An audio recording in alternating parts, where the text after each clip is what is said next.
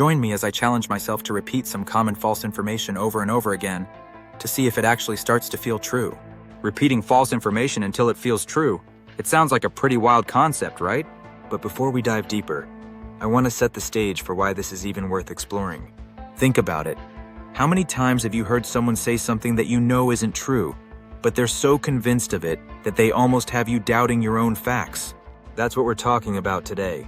Misinformation is a huge problem in our society, and it's not just about social media echo chambers or fake news outlets. It's about how our brains process information, and how we as individuals contribute to the spread of false information. When we repeat something enough times, whether it's true or not, it starts to feel true to us. And when it feels true, we're more likely to share it with others, who then share it with their friends, and so on. Before you know it, a false claim has become a widely accepted fact. This can have serious consequences on public opinion and behavior.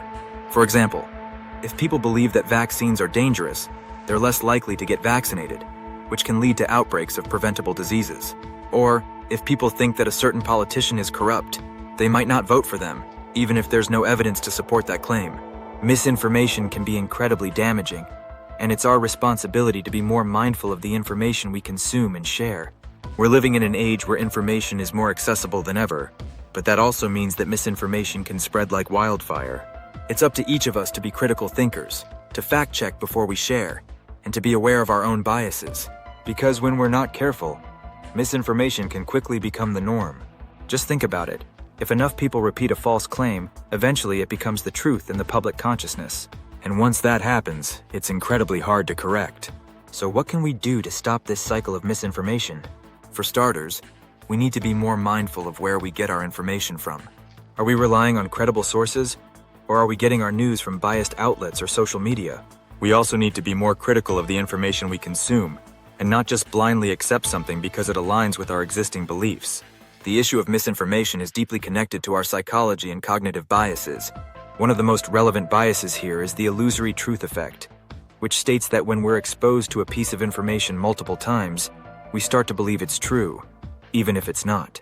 This effect is incredibly powerful, and it's exactly what happens when we repeat false information until it feels true. So, what are some examples of false information that became widely accepted? Well, there's the claim that humans only use 10% of their brains, or that Thomas Edison invented the light bulb. He didn't. These claims have been debunked time and time again, but they still persist in popular culture. And then there are the more insidious claims, like the idea that certain ethnic groups are inferior to others, or that vaccines cause autism. These claims are not only false, but they're also harmful and dangerous.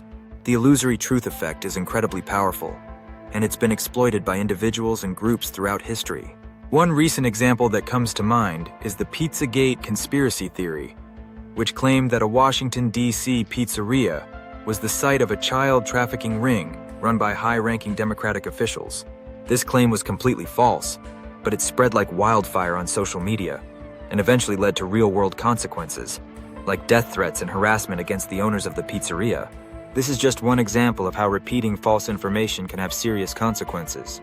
Let's recap what we've discussed today. Repeating false information until it feels true is a real phenomenon that has serious consequences for our society. It's our responsibility as individuals to be critical thinkers, to fact-check before we share, and to be aware of our own biases. By doing so, we can stop the spread of misinformation and promote a culture of truth and accuracy. Thanks for watching, everyone. I'd love to hear your thoughts on misinformation in the comments below. And if you want to learn more about critical thinking and media literacy, be sure to check out my video on related video title.